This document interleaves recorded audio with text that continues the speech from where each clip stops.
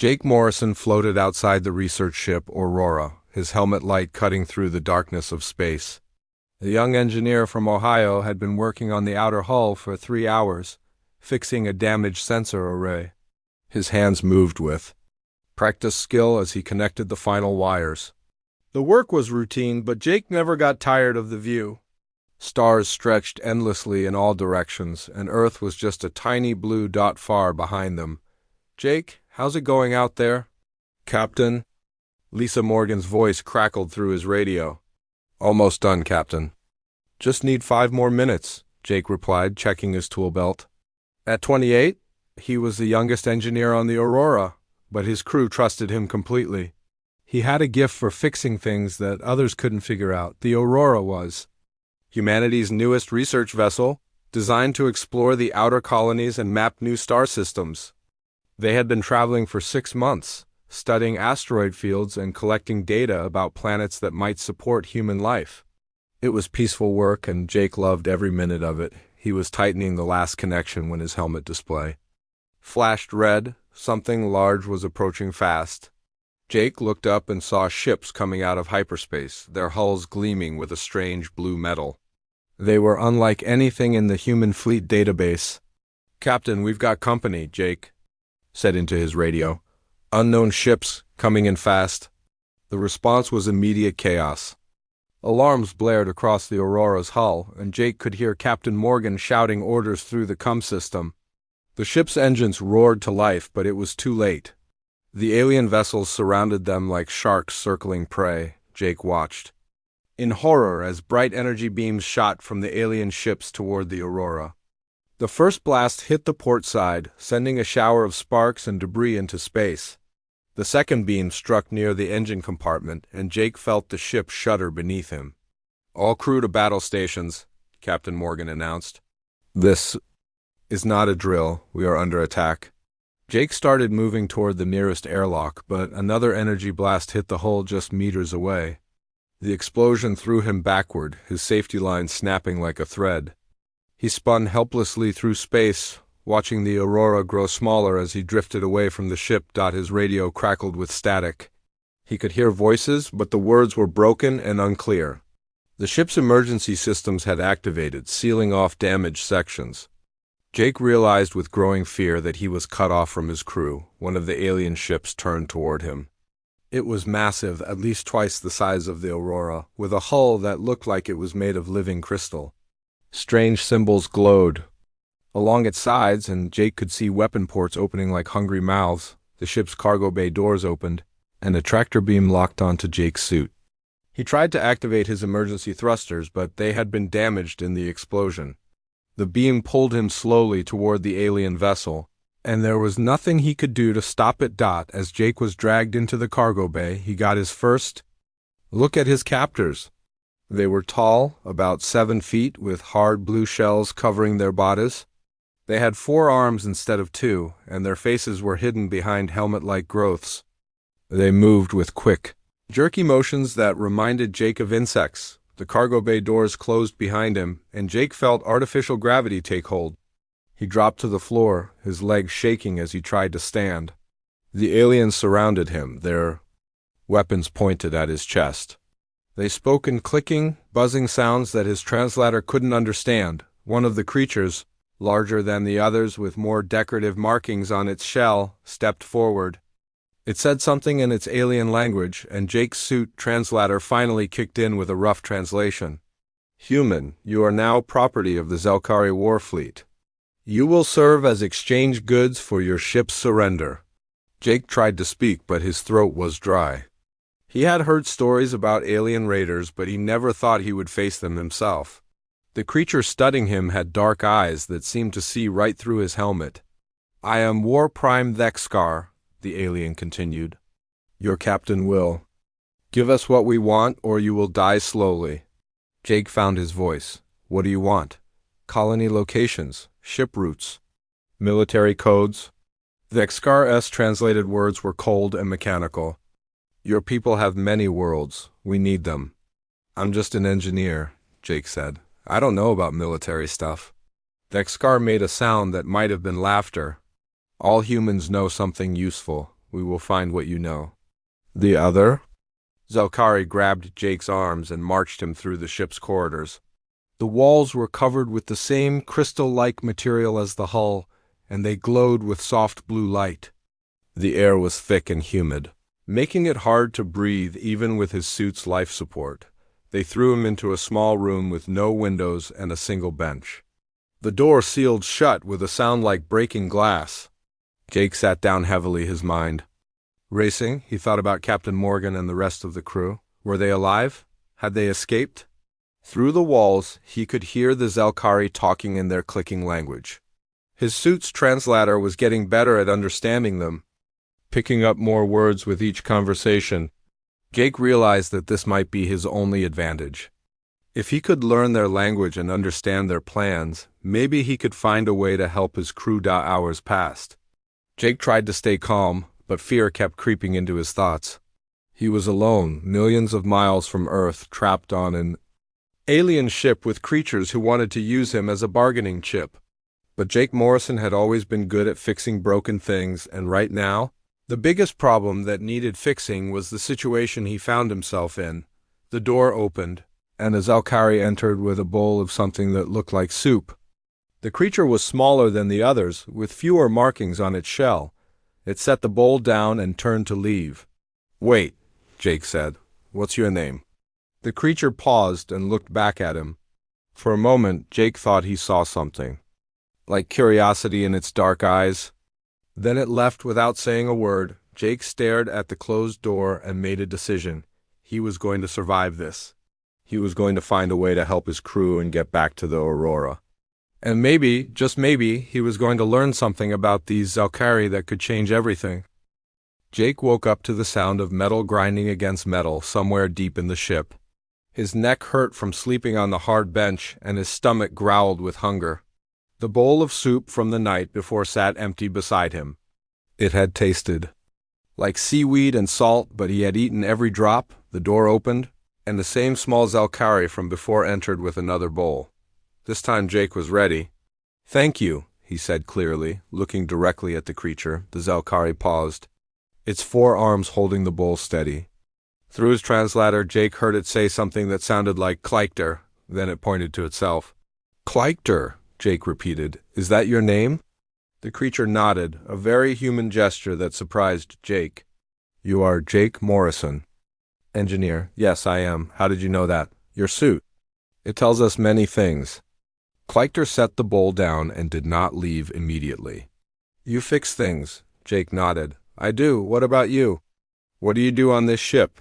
"I keep machines working." "But machines here are old, broken, hard to fix."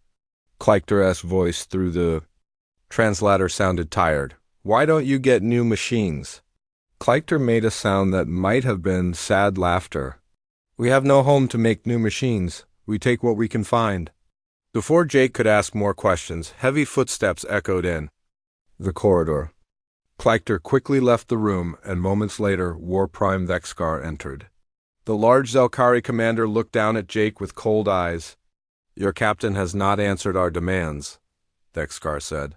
"Perhaps she needs more reason to cooperate." Jake stood up, trying to look braver than he felt. "Hurting me won't help you. Captain Morgan is smart. She's probably getting help from the fleet." "The fleet is far away. We have jammed your communications." "Your captain is alone?" Vexkar moved closer. "Tell me about your colonies. Where are they? How many people live there?" "I told you, I'm just an engineer. I fix things on ships. I don't know about military secrets." Vexkar grabbed Jake's arm with one of his four hands. The grip was strong enough to leave marks. "Everyone knows something useful." "We will find what you know." After Vexkar left, Jake sat back down and thought about what Clyctor had said. The Zelkari had no home.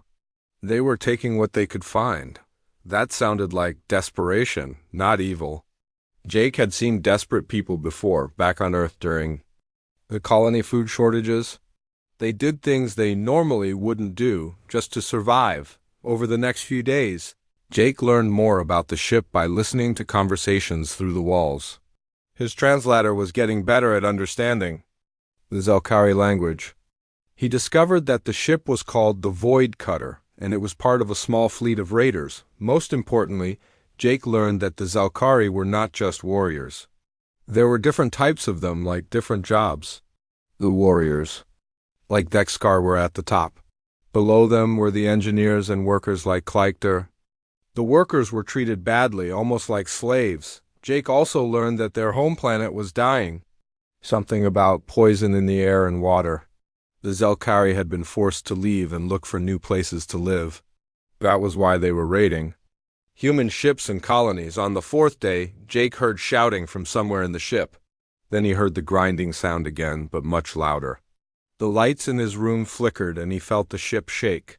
Kleichter appeared at his door, looking worried. "Engine problem," he said. "Very bad." "What kind of problem?" Jake asked. "Gravity generator is broken. If it stops working, we all float. Cannot navigate, cannot run from human ships." Jake could hear the fear in Kleichter's voice. "Can you fix it?" "I try, but it is old machine." "I do not understand all parts." Kleichter hesitated. "You are engineer, you know machines. Human machines are different from yours. But machines work same way. Energy flows, parts move, connect and disconnect." Kleichter looked around nervously. "If engine dies, War Prime will blame workers, will punish us." Jake thought about this. He could help them, but should he? They had kidnapped him and threatened to kill him. But Kleichter and the other workers seemed like decent people just trying to survive. And if the ship broke down, they would all die together. "I could look at it," Jake said slowly. "But I would need to get out of this room." Kleichter's eyes lit up. "You would help us?" "I would help you. The workers, not the warriors. Warriors do not know machines. Only workers fix things." Kleichter made a decision. "I will talk to others. Maybe we can bring you to engine room." After Kleichter left, Jake paced around his small room. He was taking a big risk. If War Prime Thexkar found out he was helping, things could get much worse. But Jake had always believed that helping people was the right thing to do, even if they were supposed to be enemies. An hour later, 3 Zelkari workers came to his room. Besides Kleichter, there was another engineer and a maintenance worker. They looked nervous but determined. "We tell warriors that we move you to new room," Kleichter explained. "We take you past engine room. You look quickly." They led Jake through corridors filled with the blue crystal walls. He saw other Zelkari along the way, most of them workers going about their duties. The warriors were easy to spot because they were bigger and had more decorative markings on their shells. The engine room was massive, filled with machines that hummed and glowed with strange energy. Jake had never seen anything like it, but he could understand the basic principles. Energy flowed through crystal conduits, and rotating parts created the gravity field that kept everyone's feet on the floor. The problem was obvious. One of the main conduits had cracked and energy was leaking out. The Zelkari had tried to patch it with metal strips, but that was like trying to stop a river with a band-aid. "You need to redirect the energy flow," Jake told Kleichter. "Route it through the secondary conduits while you replace the main one." "How do we do that?" Jake looked around the room and saw tools that were similar to ones he used on human ships. "I can show you. But I need to work with the actual machine, not just give directions." Kleichter translated this to the other workers. They talked quietly in their clicking language, then nodded. "We will tell warriors that you are helping under guard," Kleichter said. "They will not like it, but they need working engines." Jake rolled up his sleeves. "Then let's get to work." As he began studying the alien machinery, Jake realized that something important was happening. He wasn't just fixing a machine. He was building trust with people who had been his enemies just a few days ago. The Zelkari workers watched him carefully, learning from his methods and starting to see him as more than just a hostage. War Prime Thexkar would not be happy about this development, but Jake didn't care. He had found his way to start changing things, one broken machine at a time. Jake had been working on the gravity generator for 2 hours when he heard screaming from the maintenance shaft above. The sound was high-pitched and full of pain, unlike anything he had heard from the Zelkari before. "Someone is hurt," Kleichter sighed, his forearms moving nervously. Up there, in the cooling system.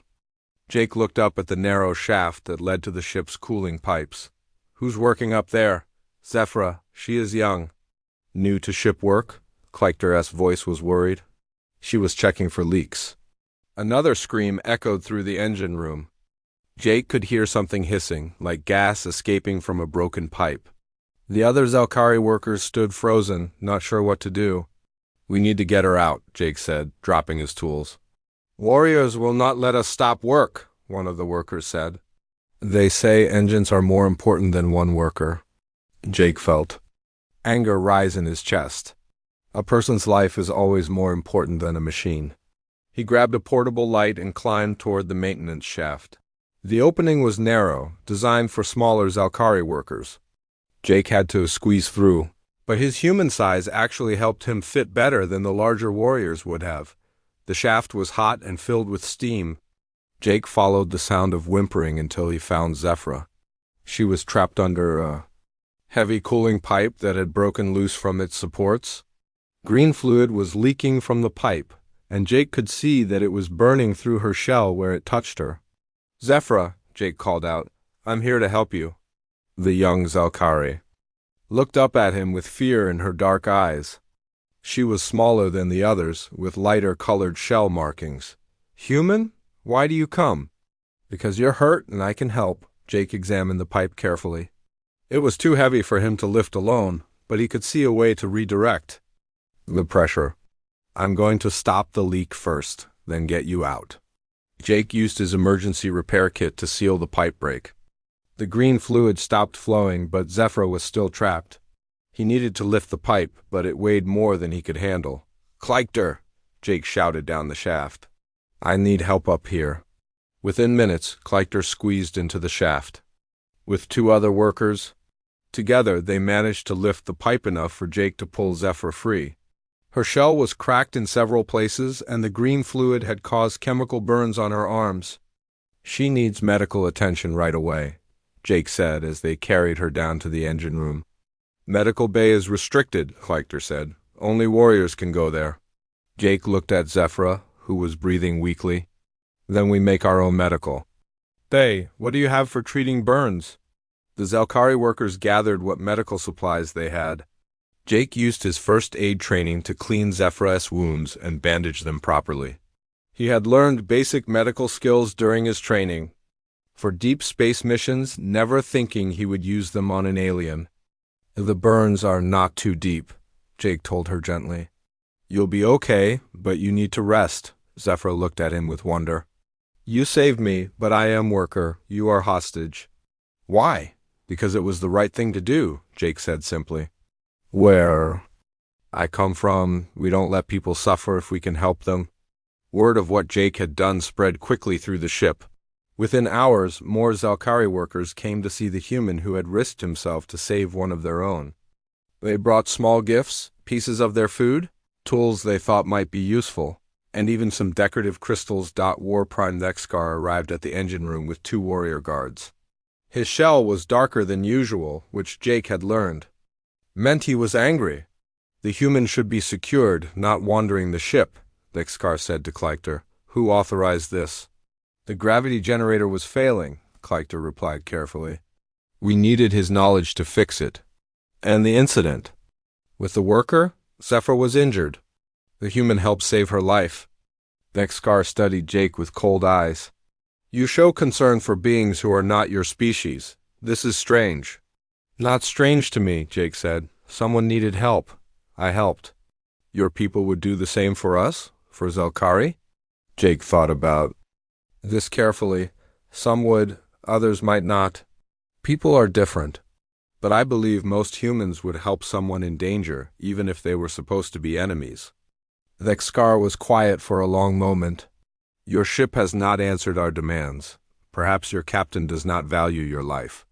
Or perhaps she's trying to find a solution that doesn't get anyone killed, Jake replied.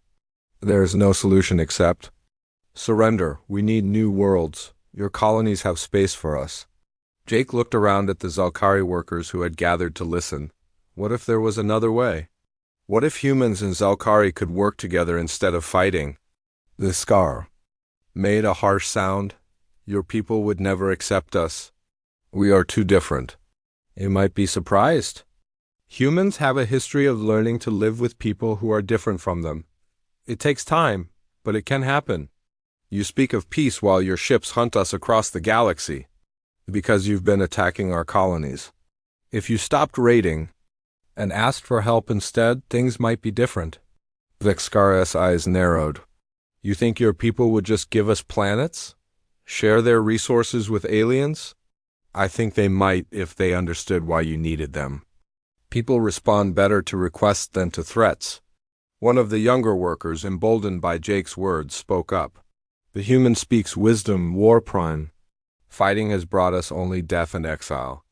Vexkar turned sharply toward the worker. You forget your place? No, Jake said firmly. He's not forgetting anything. He's thinking for himself, which is what intelligent beings should do. Workers do not think. Workers obey. That's where you're wrong, Jake said. Everyone thinks. Everyone has ideas. You're just not listening to them. The tension in the room was thick. Jake realized he had pushed too hard, too fast. But he had also seen something in the worker's eyes. A spark of hope that maybe things could be different. Vexkar studied Jake for a long moment. You are dangerous, human. Not because you are strong, but because you give others dangerous ideas. Ideas about treating people fairly, about working together instead of fighting. Those aren't dangerous ideas. They're good ones. Good for whom? Your people or mine? For everyone, Jake said. Fighting hurts both sides. Cooperation helps both sides. Vexkar turned and walked away, his guards following. But Jake noticed that he didn't order Jake to be locked up again. And more importantly, Jake saw that the Zelkari workers were looking at him with new respect. Zephyra, still weak but recovering, reached out with one of her hands and touched Jake's arm. Thank you, she whispered. You showed me that enemies can become friends, Jake smiled. Sometimes the best way to defeat an enemy is to turn them into a friend. As the workers returned to their duties, Jake realized that something important had changed. He was no longer just a hostage trying to survive. He was becoming a bridge between two species who had forgotten how to talk to each other instead of shooting. Jake was teaching Clyctor how to balance the power flow in the gravity generator when the ship's alarms started screaming. Red lights flashed along the crystal walls, and he could hear warriors running through the corridors. What's happening? Jake asked. Clyctor's shell turned pale. Human ships. They found us. Through the ship's communication system, Jake heard War Prime Vexkar shouting orders. All warriors to battle stations. Prepare for combat. Engine room, give me maximum power. Jake felt his heart racing. Captain Morgan had found them. The human fleet was here to rescue him. But as he looked around at the Zelkari workers, he realized the situation was more complicated than he had thought weeks ago.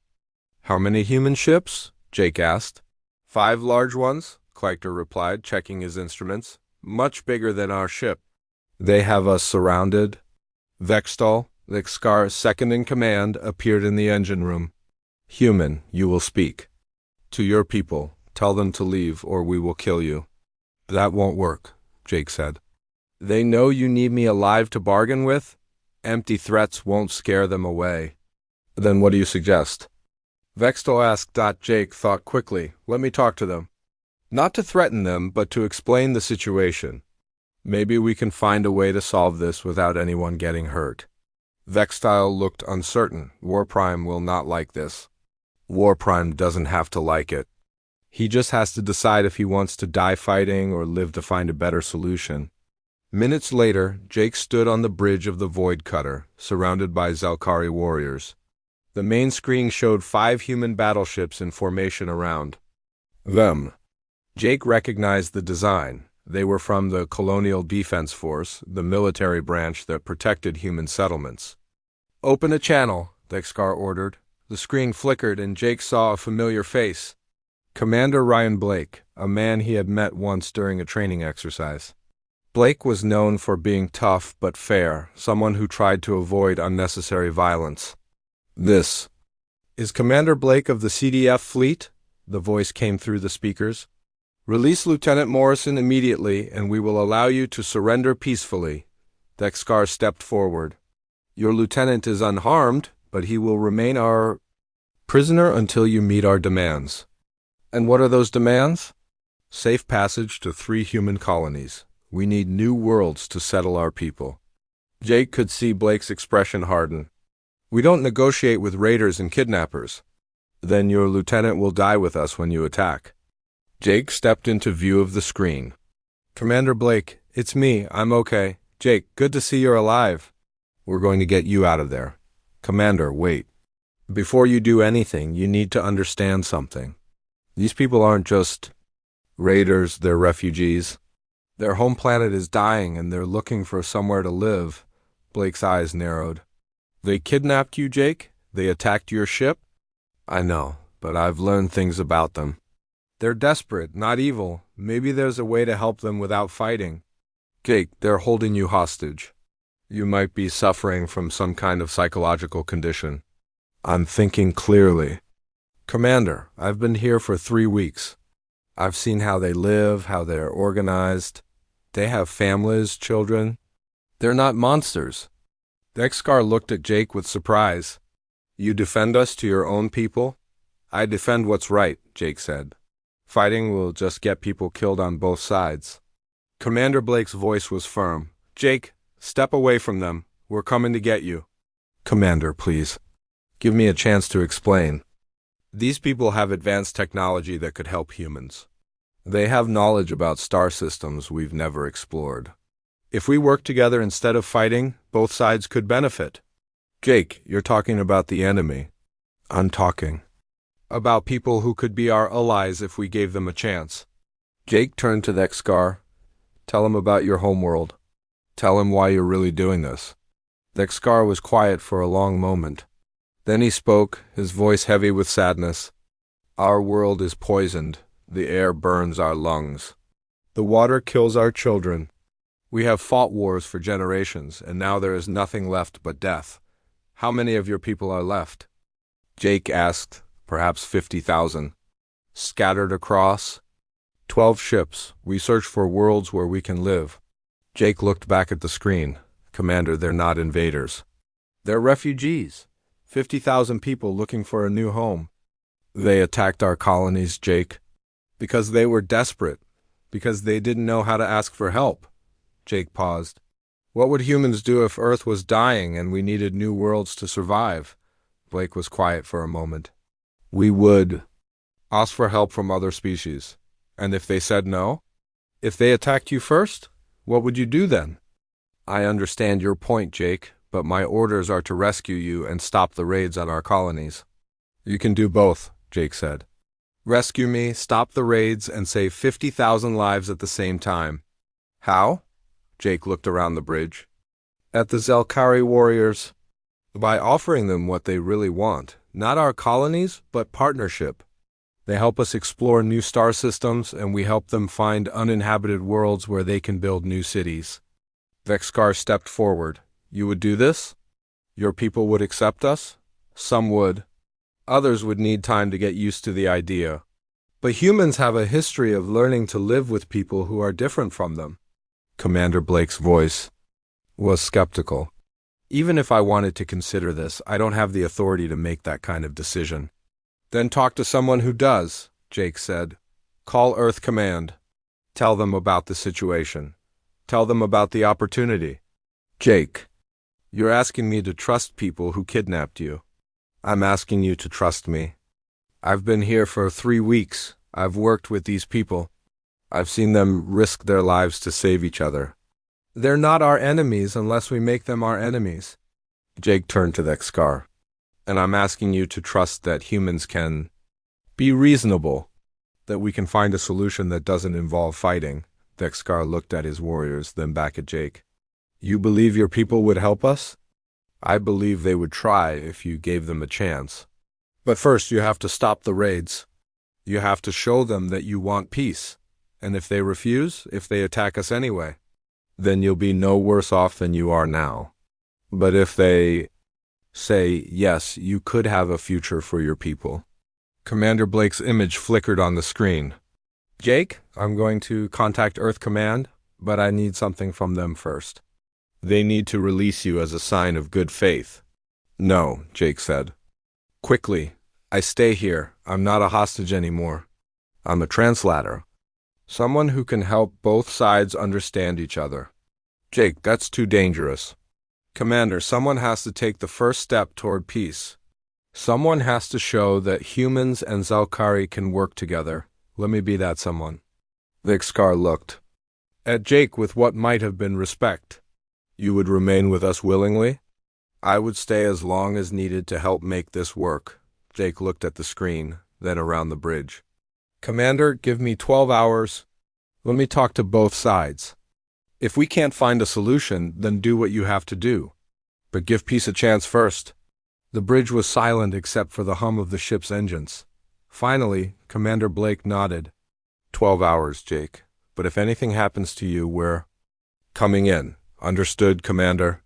As the transmission ended, Jake realized that the next 12 hours would determine whether two species learned to work together or destroyed each other. And somehow, he had become the bridge between them.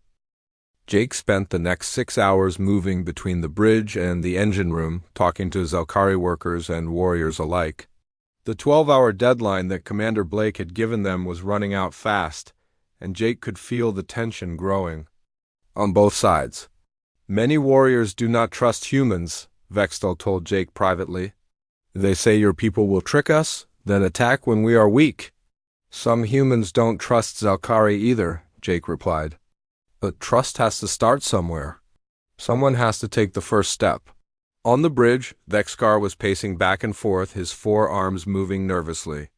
Your commander has been silent for hours. Perhaps he is preparing to attack. He's talking. To Earth Command, Jake said. Big decisions take time.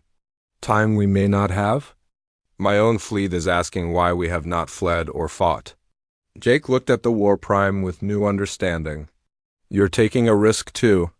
Your own people might think you're weak for trying to make peace. A leader who chooses wisdom over strength appears weak to those who do not understand wisdom. Then you understand why Commander Blake is being careful? He has to convince his leaders that this is the right choice. Suddenly, the communication system crackled to life. Commander Blake's face appeared on the main screen, but he was not alone. Behind him stood an older woman in a high-ranking uniform. This is Admiral Kate Sullivan of Earth Command, the woman said.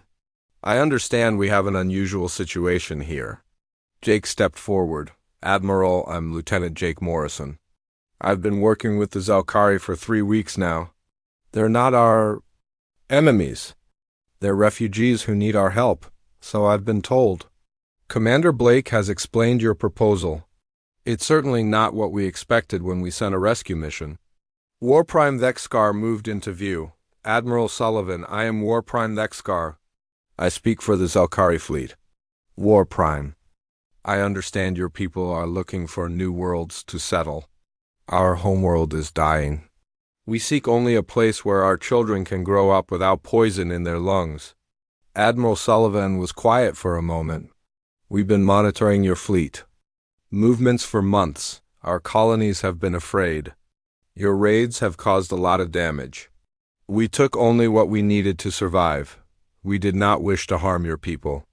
But you did harm them. People died in those attacks. Vexkar shell darkened with shame. War brings death to all sides. I regret the necessity that drove us to violence. Jake saw his chance. Admiral, what if there was a way to stop the raids and help the Zalkari at the same time? What if we could turn former enemies into allies? Explain. The Zalkari have advanced crystal technology. Their ships can travel faster than ours, and their energy systems are more efficient. They also have detailed maps of star systems beyond our current exploration range. And in return, we help them find uninhabited worlds where they can build new colonies. We share our agricultural technology so they can grow food on different types of planets. We work together to explore space instead of fighting over it. Admiral. Sullivan looked skeptical. That's a big change from how things have been. How do we know they won't attack us again? Vexkar stepped forward. You have my word as War Prime. If your people help us find new homes, the Zelkari will never raid human colonies again. Words are easy to give and easy to break. Then let actions speak louder than words, Jake said. Start small. Pick one uninhabited planet in a system that both sides can reach. Let a small group of Zelkari settle there, with human observers to make sure everything goes smoothly. And if it works, then expand the program. More planets, more cooperation, more shared technology. If it doesn't work, you've lost one planet and gained valuable experience. Admiral Sullivan turned to someone off-screen. Jake could hear quiet voices discussing the proposal. Finally, she looked back at the screen. War Prime Next Scar, if we agree to this trial program, what guarantees can you give us? I will personally supervise the first settlement. I will share our star charts with your scientists, and I will allow human observers full access to our colonies. That's a significant offer. Peace requires trust from both sides, Dick Scar said. We must show that we are worthy of your help. Jake felt hope growing in his chest. Admiral, there's something else. The Zelkari have different castes in their society. The workers and engineers are treated badly by the warrior class. This partnership could help them create a more fair society. How so? Because humans value individual freedom and equality. Working with us could help the Zelkari learn new ways of organizing their society. Dexkar looked at Jake with surprise. You would help us change our ways? I would help you become the best version of yourselves. Just like I hope you would help humans become better too? Admiral Sullivan made her decision. Very well. We'll try a trial program. One planet, one small Zelkari settlement, full human monitoring. If it works for 6 months, we'll consider expanding it. Which planet? Dexkar asked. New Eden. It's in the Outer Rim, uninhabited but suitable for colonization. We've been planning to settle it ourselves eventually. You would give us a world you wanted for yourselves? We would share it with you. Human and Zelkari settlements on the same planet learning to live as neighbors. Jake smiled. That's perfect. Both sides working together from the beginning. Lieutenant Morrison, Admiral Sullivan said, you've played an unusual role in these negotiations. What happens to you now? If both sides agree, I'd like to help establish the colony. Someone needs to serve as a translator and mediator while both sides learn to work together. Nexkar nodded. The human Jake Morrison has earned the respect of our people. We would welcome his continued presence. Very well. Commander Blake, escort the Zelkari fleet to New Eden. Lieutenant Morrison, you'll be our official liaison to the Zelkari settlement. 6 months later, Jake stood on a hill overlooking the growing city of New Dawn. Below him, humans and Zelkari worked side by side, building homes and planting crops. Children of both species played together in the streets, learning each other's languages. Kleikter approached him, carrying a small crystal device. Jake, we have finished the new communication system. It will allow instant translation between our languages. That's wonderful, Kleikter. How's Zifra doing with the agricultural project? She has become our best farmer. The human techniques you taught us have increased our crop yields by 40%. Jake looked out at the horizon, where human and Zelkari ships were landing. Together, bringing new families to the colony. What about Dexkar? How is he adjusting to the new government? He serves as one of 5 council members, equal with 2 other Zelkari and 2 humans. He says it is strange but good to share power. Instead of holding it alone, a message arrived on Jake's communicator.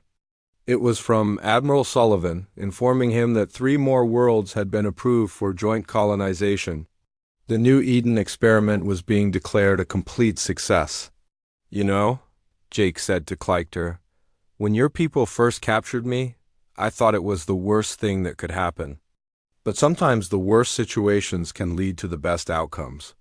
You taught us that enemies can become friends, Kleikter replied. Perhaps that is the most valuable lesson of all. As the twin sons of New Eden set over the mixed city below, Jake realized that his captivity had become something much more important. He had helped 2 species find a way to build a future together, proving that understanding and cooperation were always stronger than fear and violence.